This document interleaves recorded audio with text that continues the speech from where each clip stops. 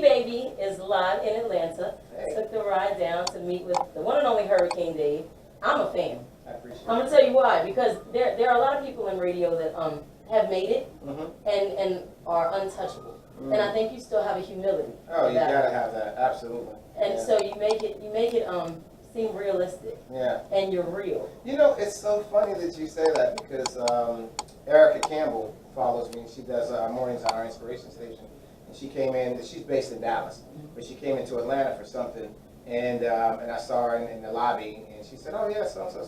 I thought, you just seem so real." And I'm like, I didn't know how to respond to that because I'm just being a normal person, and I don't know what that means. There's a big difference between a boss and a leader, and I think that you're a great leader. Well, thank you. I received that. Yeah. So I wanted to get that off my chest first because when he agreed to this interview, guys, and I'll make sure I'm looking you in your eye, I was like, ah! Like I legit said, ah! I was like doing a little Scooby dance around my room because I really do. I think that picking me up. I'm only gonna be able to get out of this chair. We're gonna take it back to whatever. Okay. Hurricane Dave, as a teenager, what did you want to be when you grew up?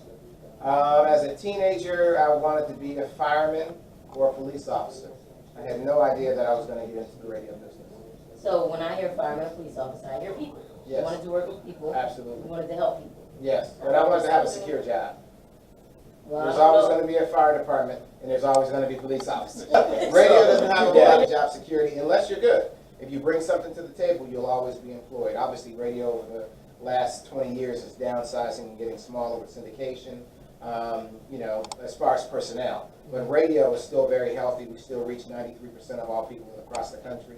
It's a very viable medium. So I love radio. People always love music. Oh yeah, absolutely. And I know we see all the time that they're taking talent, more, doing more with less. Absolutely. So to say. Yeah. But it's good business. I firmly believe that ultimately the winner will always be the people that can go out and touch the souls of people. Oh, absolutely. I mean, there are some markets across the country that are all syndicated or all satellite brought in. And I think, I don't want to say the company, but one of the companies I remember a few years ago, there was a EAS or some sort of emergency that went off, and they had nobody in the facility that could do anything about it. So, because I don't think the tone was fired or something like that. And it brought awareness to you got to have some bodies in the building. When did you get into radio? Obviously not a firefighter. No, I'm not a firefighter.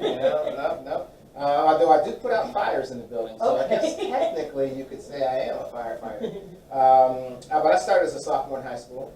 The high school that I went to had a radio division, a television division, had a hospital wing. Clueless to the fact that the high school had a radio station, and I fell in love with it. So I think what that says to me is just that it was ordained. It was purpose all up in there. I totally agree. I mean, if you follow that post, I talk about God a lot, talk about my spirituality. I do think that the steps have already been lined up for me, and I'm just going through the process. Obviously you could make a wrong turn and do some bad things and get off that course that God may have for you, but I'm not resistant to His steps that He wants me to take. So I do think that was part of the process. So high school radio is kind of what gave you your, I kind of like this. Yeah, when I found out, you could get paid to just talk into a microphone, I'm thinking, that's pretty good. Right. Yeah, I had no idea, though, that I would be doing it, some 40-something years later. But college? I didn't go to college because when I got out of high school, I couldn't afford to go to college. So I had to try to get a job. I worked odd and end jobs while trying to get into the radio business. It took me 2 years, even though I was in radio all through my sophomore, junior, senior year, literally on the air every day. When I got out of high school, the small town that I grew up in, which is about 45, 50 minutes from downtown Pittsburgh, that's why I always talk about I'm a Steelers fan. That's the home team. Eagles. Anyway, but they wouldn't give me a job. They weren't hiring people who looked like me at those radio stations. So it literally took me knocking on the door every week. There were 3 stations I would go run this week. So on average about once a month, I was hitting up these radio stations trying to get a job. And they just said, we don't have anything for you. We don't have anything for you. We don't have anything for you. But I didn't give up on my dream. In the meantime, I worked at Arthur Treacher's Fish and Chips, which is like Lone John Silver's, but that's kind of used to be an up north thing. So I was a fry cook. I made onion rings. When you go to the restaurant, they have these onion rings that they just dump in the fryer. I was the guy who was making those onion rings in an onion ring factory. Oh, wow. And making coleslaw. So I was doing all those things while that kind of inspired me too, to keep knocking on the door. So it took about 2 years, but once I got in, I was there. And your first job in radio was doing what? Running Casey Kasem. You know, these people finally said, you know, at one particular station, the AM station, said, this guy is not going to go away. And so I went in and I would have swept the floor, did whatever, because I was excited. It took 2 years to get in there. I'm in there. What do you need me to do? Yeah, I'm here. And so they let me run tapes in the middle of the night, and sometimes on Saturday mornings at 10 o'clock. And, you know, obviously while running the tapes, you know, I'm putting on the headphones, I'm looking at the liner cards, I'm reading the liner cards. And the guy who came on at 10 o'clock was the guy who was doing parties and stuff on Friday nights. So he would come in, you know, smelling like alcohol because he was out at the club partying. And, you know, a couple times he was late for work. I called the PD. The PD wouldn't let me talk on the air. He said, just play the music. And then one of those mornings, the guy was going to be like 90 minutes late because he was just out of it. So I called the program director and said, hey, this guy's going to be late. He said he's going to be like 90 minutes late. The program director was like, oh, we can't have that because we got sponsors. At 10 after, you can read that 10-second liner. And so from 10 o'clock until 10 after, I had that thing mastered. I could read it frontward, backwards. I could do scramble words. I had that thing. And so at 10 after, I did the break, and the guy called and said, hey, that wasn't that bad. You can read the liner at 20 after. So from 10 minutes after to 20 after, back and forth, had it memorized. I killed it at 20 after. He said, you know what, you can talk every two, you know, at the 10, 20, 40, 50, top 40 radio back then. And after that, I was in. After the show, he called and said, next week you're going to be doing 10 to 2. Oh, wow. Yeah, so I was in after that. First big city radio, first, oh my God, I made it moment. Say in Columbus, Ohio. And is this where Hurricane came from? No, I actually got a job out of Columbus in Dallas, Texas. And my name was Spike Jackson then, which I hated. Where did that come from? That was a name that had researched very well in their research department. And so when I got there, I was the G-man, David Glenn back then. And they said, okay, that's not going to be your name. That's when I first found out that really you're not going to have a whole lot of control over what your name's going to be, what the music is you're playing, none of that stuff. That's all going to be decided by the programming team. And so Spike Jackson apparently researched very well. So they said, your name's going to be Spike Jackson. Spike Jackson. Spike Jackson was at the top. And as a matter of fact, after I left KKDA in Dallas, a legendary station, that was really like the biggest big station. They named 2 other people Spike Jackson. So you're looking at the first Spike Jackson. Jackson. I'm the original Spike Jackson, absolutely. So But researched well. Yeah. I bet it did. Spike Lee must have been cool back I then. don't know. Spike Lee and Samuel Jackson mixed. You know, that could have been. Okay, so we got so Spike Dallas, Jackson. and then after that, I was there for, I had won a contest to get the position. About 8 months into it, they hired a guy to do nights, and I didn't get the position. And that was the first time that I got crushed in the business. That was my first official loss.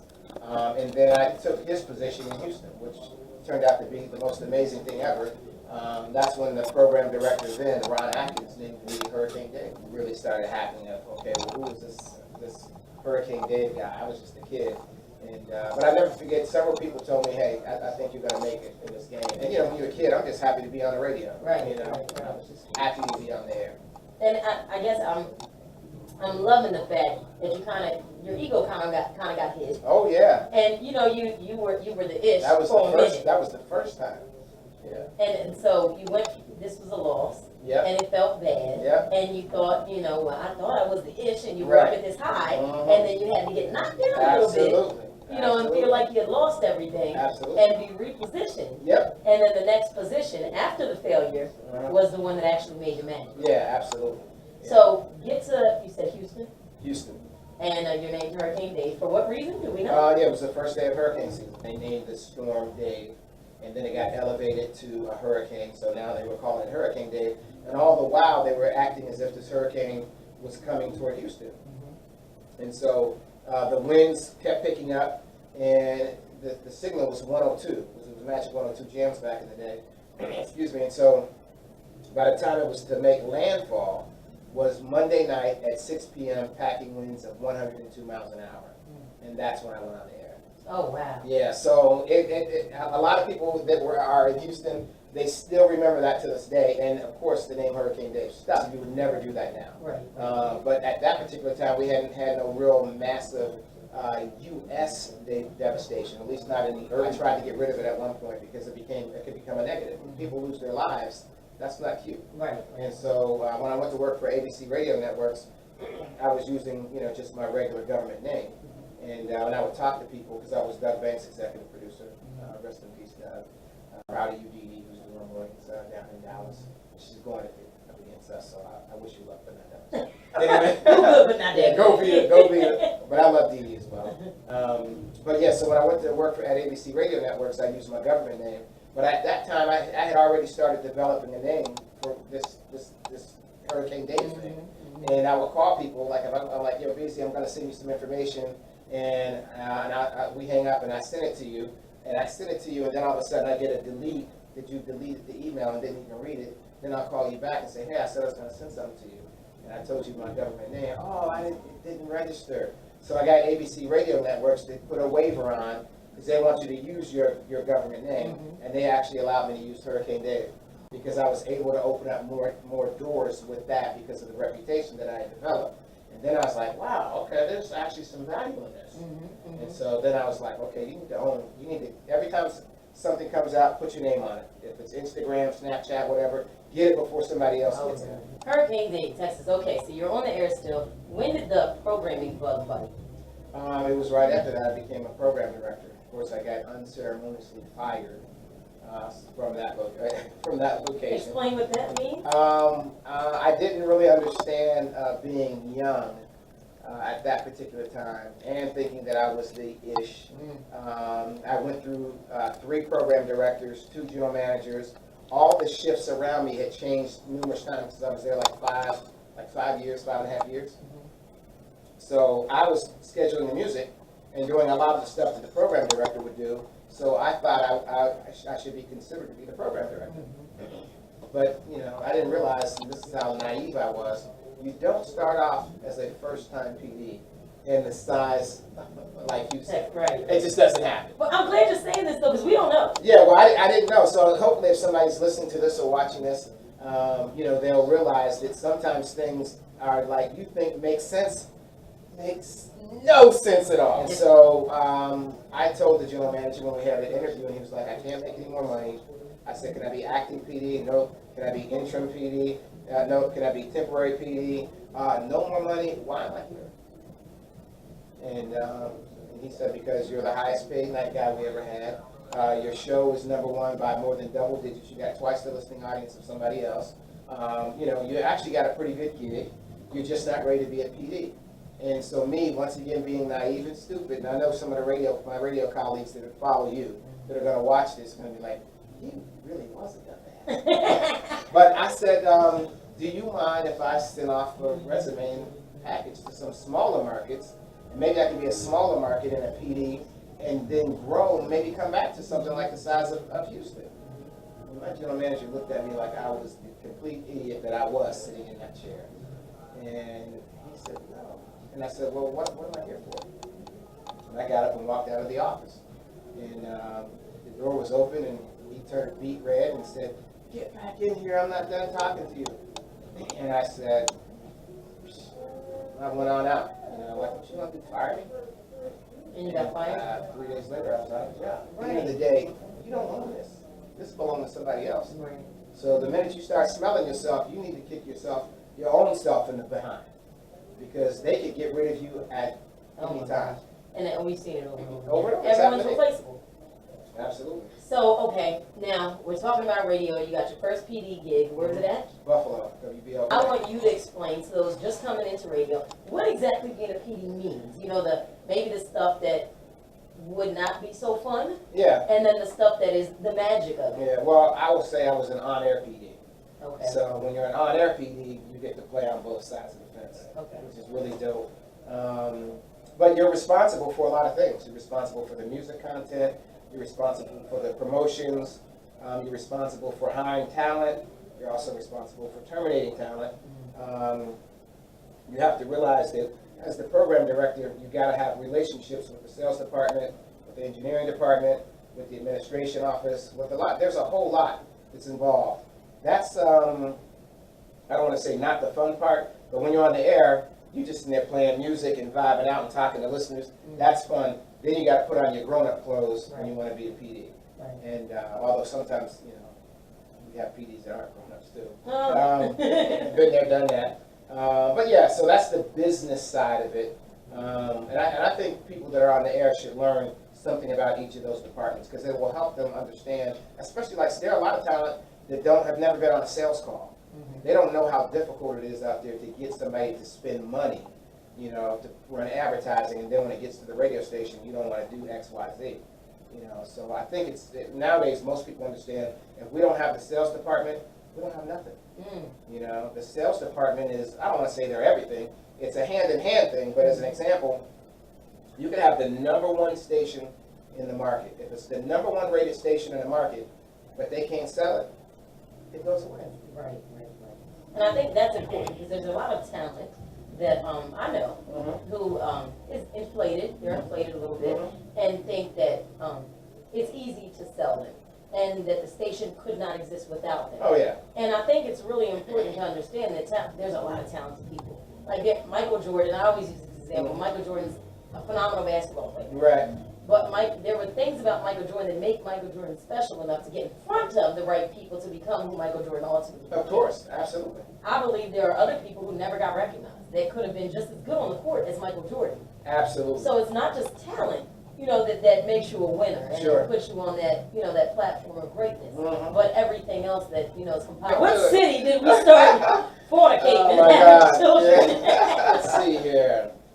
The first one was actually after I left Buffalo. I met my wife, my then wife, in Buffalo, and then we ended up going back to Pittsburgh. Okay. And except for when I went back to Pittsburgh, I went back as the operations manager. Okay. Which So is we pretty left dope. Buffalo. We went to Buffalo, became a PD, found a wife. Oh, you were living. It Yeah. was lit. Yeah. Okay. Then came back. Left with a wife and went to Pittsburgh. Yep, and coming back to Pittsburgh, again, was programming the legendary WAMO, which is the station that I grew up listening to, and that my family could hear me at.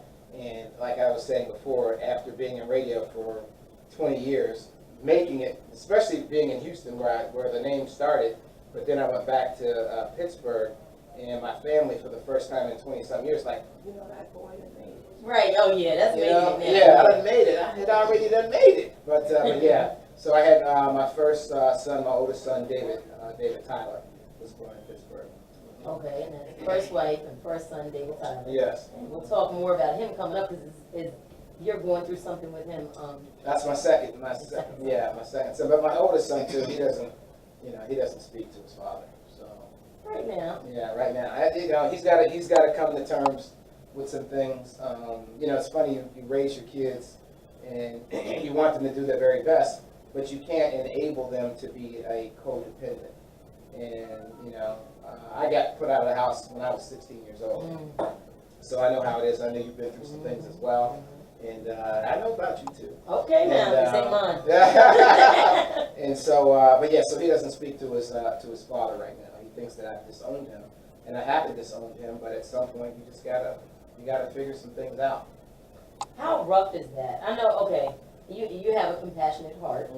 And as you said, just, feeling for people. Sure. But even sticking with your name, which Yeah. is your brand. Yeah, oh yeah. He wanted to give up his name Yeah. because of, the way it may affect other people. Absolutely. So your son, that's right there. That's my first, he's got my name. Right, so Yeah. so how is that I know people say it all the time, because I'm pretty tough on my girls, but you'll see me in the community giving my shirt off my back to someone, but my daughter, let her do something, I'm able. Yeah, yeah. And it's hard, I think, for others to understand, Sure. and especially our children. Yeah. Because it's, well, you're just warm to everybody else, and Yeah. you're so nice to everybody else, Yeah. but you're so rough on me. How do you explain that? Well, everybody's situation is different, as you know. With regards to him, he became a person who only reached out to his father when he needed some things. When he needed money. And I would pay his bills. I would bring him money, and the money is not the issue, because I have enough money to do that. I'm not, that doesn't mean that I'm rich. It just means that God has blessed me, and I don't take anything for granted. But if I give you money, or if I'm doing for you, yet I never hear from you unless you need something. And we live in the same city, and we live 35, 40 minutes apart. But the last 8 times I heard from you is when you needed something. And not only that, and this is not putting my business out on the street because, as you know, I'm very transparent. You don't call and check on your brother. You don't call and check on your 2 sisters. You don't call and check on anybody. It's only when you need something. And when I bring that to your attention, then I'm like the bad guy. And I'm like, no, my name is not Dave ATM. Right. And you're old enough, excuse my expression, but you're a grown-ass man. And you need to figure things out. I will help you. I mean, I would pay for his education. Even to this day, I would do things for him. But what I'm not going to do is continue to enable you. And at some point, the light will come on. They said maybe when he's 25, he'll appreciate it. Because I grew up, and this is, the reality of it, why I think he's this way, is he knows, I raised 4 kids on my own, when I went through a divorce. And I got full custody of my kids. Being an African-American male with full custody of 4 kids is not a normal scenario. But the situation just panned out that way, and I think part of the reason that he's the way he is he knows that my dad was not in my life. I only saw my dad 3 times in my life, and I certainly didn't grow up from a wealthy scenario. I grew up in the projects, 32 buildings strong. So, but family is very, very important to me, and there's nothing that I wouldn't do for my kids. And my mom, she did an amazing job as a single mom raising me, and so yeah, it's made me more of an adulting dad. I mean, if you follow my Instagram, oh, that baby is everywhere. That baby, she needs her own page. Yeah. But I was that way with all of my kids, and I want them to understand that their dad loves them no matter what, even when they do wrong. When my son got locked up in jail, and he didn't do anything, he ain't hurt nobody physically. I was there every Sunday visiting him in jail. And I even visited my oldest son when he was in jail too, and helped him get out, do bond and all that stuff, because we want to do for our kids. But at some point when you're a grown man, you've got to take responsibility for your actions. This is what I told, because he sometimes will talk to his other siblings. And I told him that I'm actually proud of him. Because I forced him. But, I mean, we haven't talked in like a year. That's how long it's been, a little over a year. And he hasn't called me for one thing. He's figured it out. Yeah, he's figured it out. So, but I'm not sure why at some point we'll get back on the same page and, have a family dinner and sing Kumbaya and all of that happy family stuff. But I am proud of the fact that he has proven a point that he doesn't have to call his dad. But I think sometimes we grow on our own, and sometimes we need a little encouragement. Yep. And it doesn't always feel good. Yeah. So that's your first son. Yes. So we'll catch up when everything's fine. When We're everything's talking about radio. What are we talking about? We're talking about everything. I told you we're gonna get with life. Yeah. Now your second son, you had just made a post last week. Yeah. About counting the steps. 288 steps to freedom. From his visitation to Freedom. Yeah. How did that feel as a dad? Now you're Hurricane Dave, so you have a big name. Everybody knows you. You have a son who's incarcerated. You're battling these personal issues at the same time as keeping this this joy flowing on the airwaves. How difficult is that? I think that it's important when people see my posts that they understand that I'm just like them. And that I have problems just like everybody else, I am a very positive person. I'm very spiritual, but and I've had a lot of success, but I got challenges just like everybody else. I go through the same exact things that everybody else goes through. I mean, obviously I got a little emotional. I felt it coming up. I had to suppress it, but I love my kids, and I sometimes I talk to people and they say, man, I want your life, no, you have your life. Yeah, exactly. I mean, my life, I don't want to say like they say people put all positive things on Instagram, and I can't remember if it was Q-Tip or somebody said your Instagram is a liar in a song, and I just prefer to be real. When I have challenges, when I have issues, I have weight issues, I'm trying to lose a stomach. Me too. My kids, they put you through stuff. And it's important that people know that that's okay. You know, it's not the end of the world. If your kid gets incarcerated, unless they did something really so bad, and even then, I mean, you gave them birth. You know, you got to give them hope.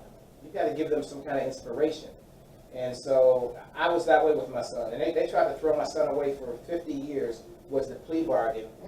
They had him charged with so many different things. It was over 100 and something years they could have gave him. I think it was 112 years is what they could have gave him. They came to us and said, "We're gonna, you can do 50 years. That's your plea deal, and that's a hard 50 years."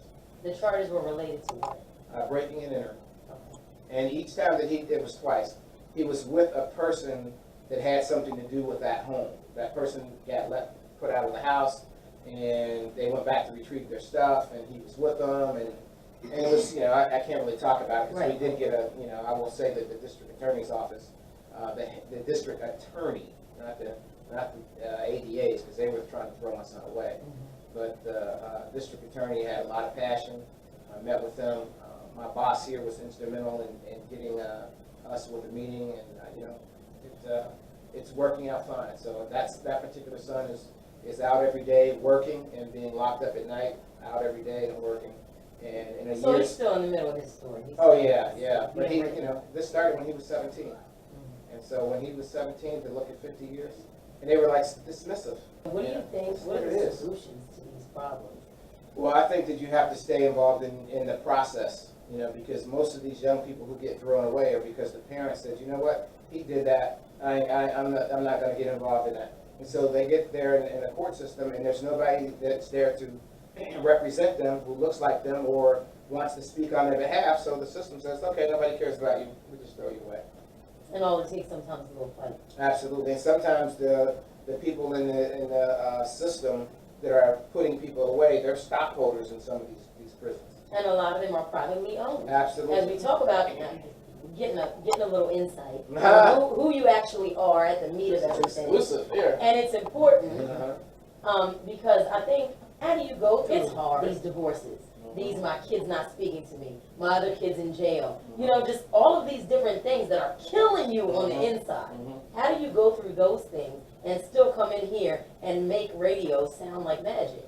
Well, my foundation in faith is unbreakable, and it wasn't always like that. But I've been terminated in this game 4 different times, never with cause.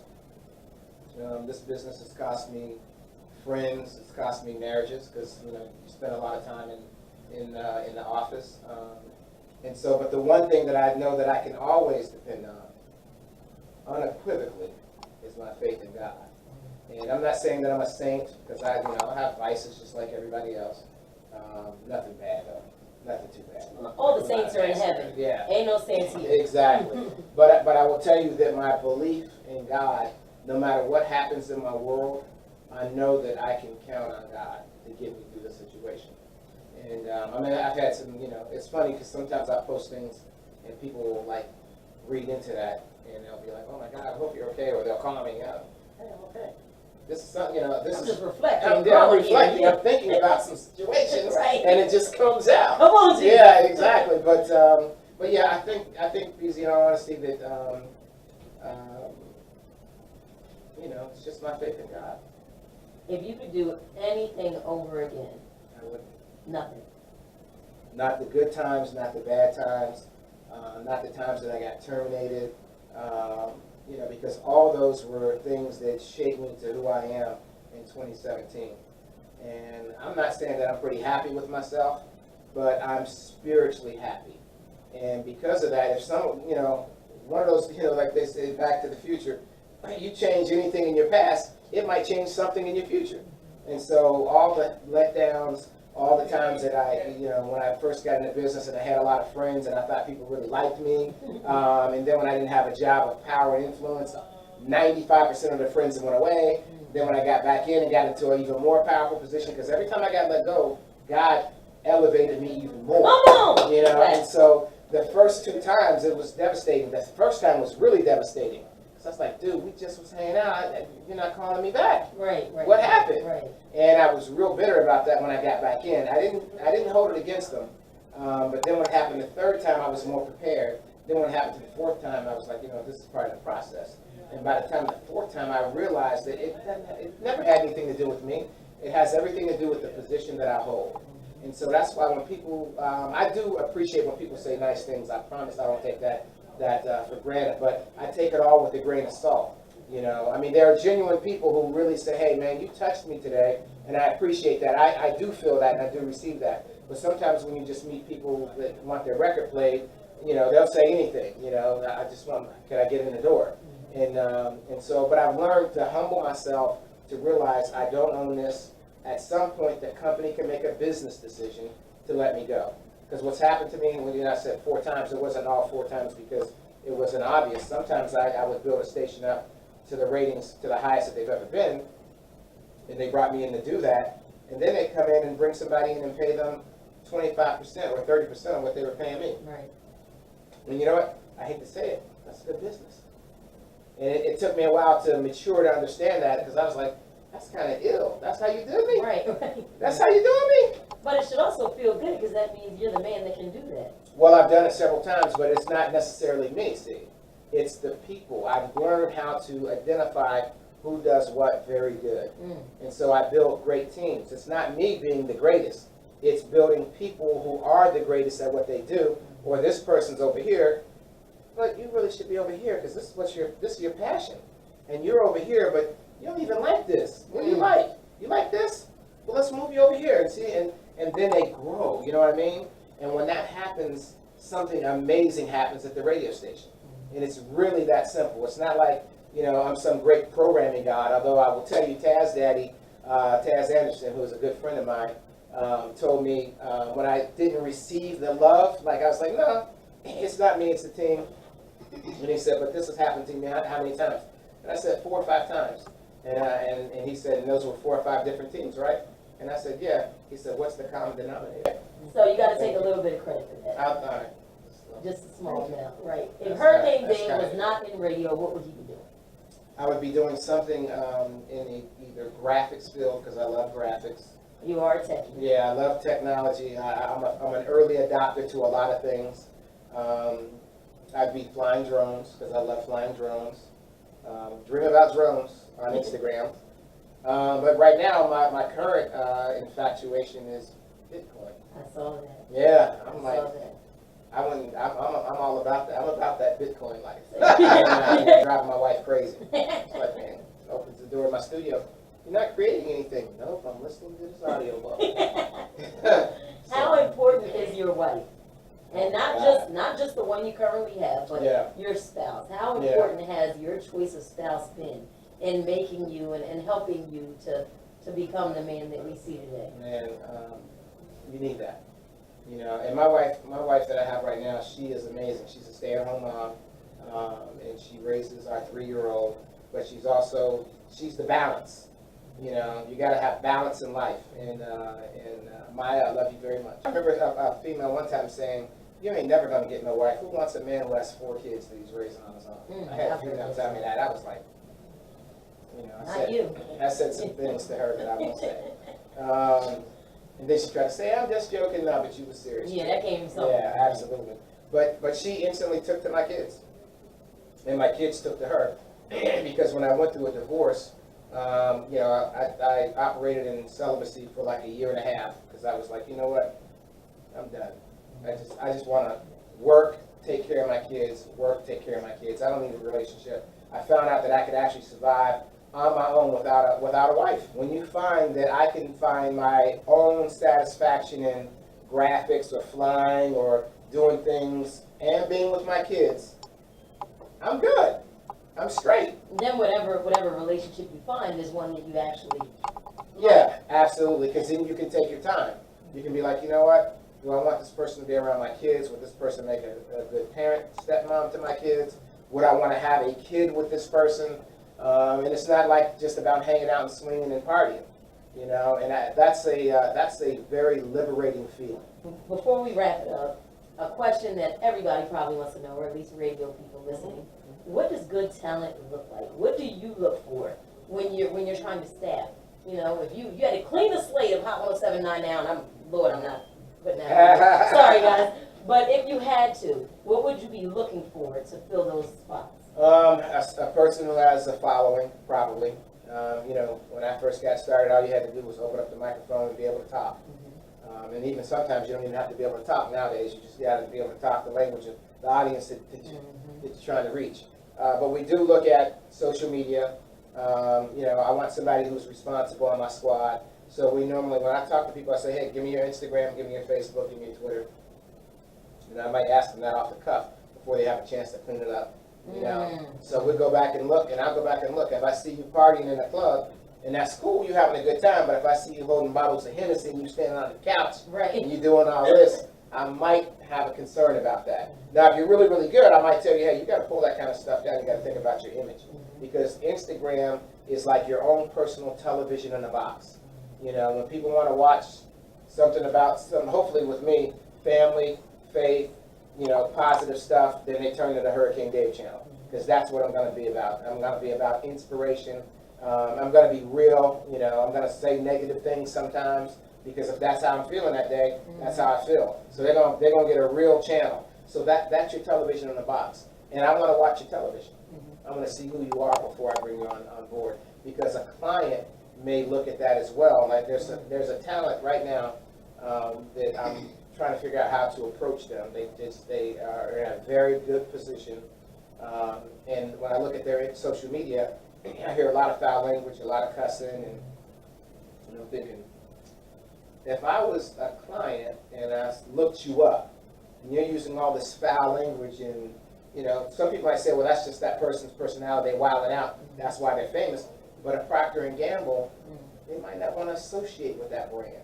So you got to look at the person's brand and see what else they bring to the table, other than just being a great sounding talent. Because we can get great sounding talent almost anywhere now. Beyond that, what is next for you?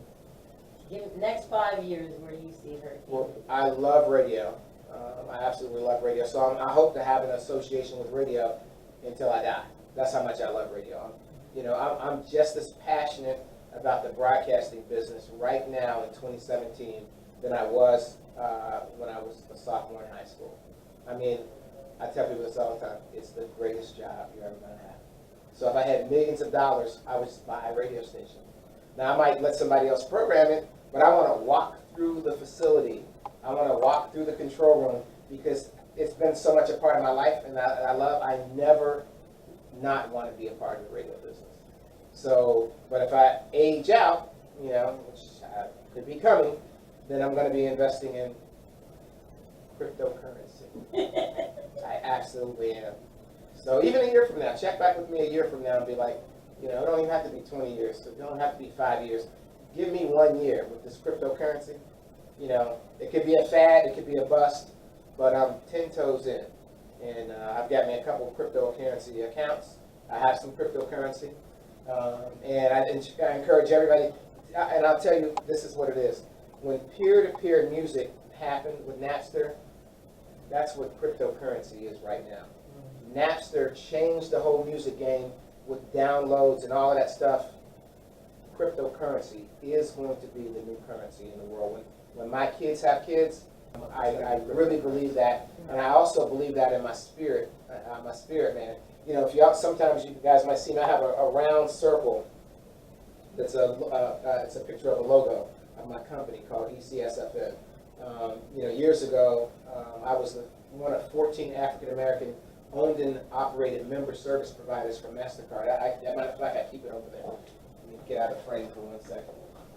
But I keep it on my desk, and I do believe that, you know, that God is so amazing.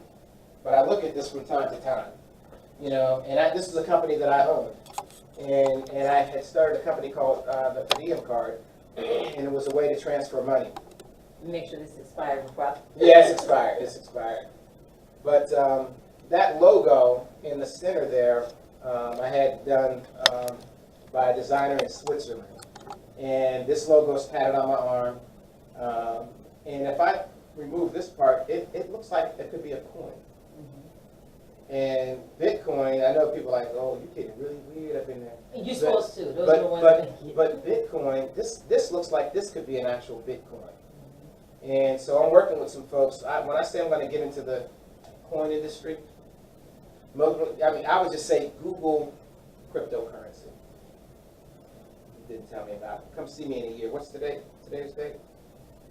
The 6th, right? Sixth? Yeah, let's do a December 6th. recap on December 6th, 2018.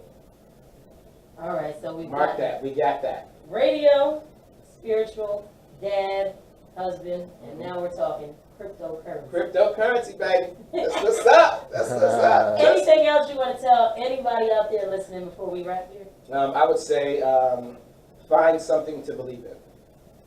Either God, Buddha, whatever your thing is. Hopefully it's positive. And don't let anything take you from that. Because, like I was having a conversation about faith, and somebody was like, you seem to be real spiritual, but, nobody's ever seen God walk in the air. So it's not something tangible that you can put your hands on. Right. And they said, how could you believe in that if it's something that you can't see? And I tell people all the time, I believe in the spirituality. Whether you believe in it or not, let's say I didn't believe in it. But I can tell you when I put my faith in that, my life is so much better.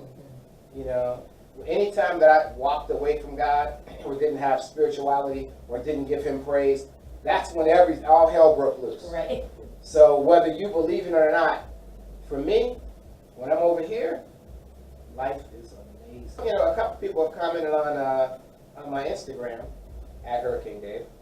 When I say something about God, it's amazing that people will follow you just so they can say something nasty.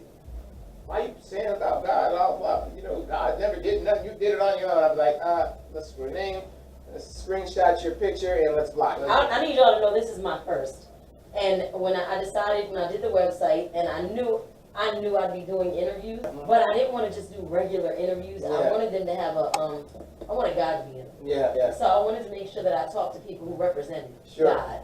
And had been through some things. Yeah. Because I think we're in a day and age where people don't think everybody goes through it. Right. And if we can say, look, we've been through some things. Absolutely. And they hurt. Yeah. And you're gonna feel them. Yeah. But you're gonna be okay. Well, you made me feel real comfortable. So I'm happy to be your first because you seem like you've done this many times before. You're a natural at it, and you brought some things out of me that nobody else has brought out of. So kudos to you and your style. I'm glad you felt comfortable enough to share because I think that each part of your story is significant.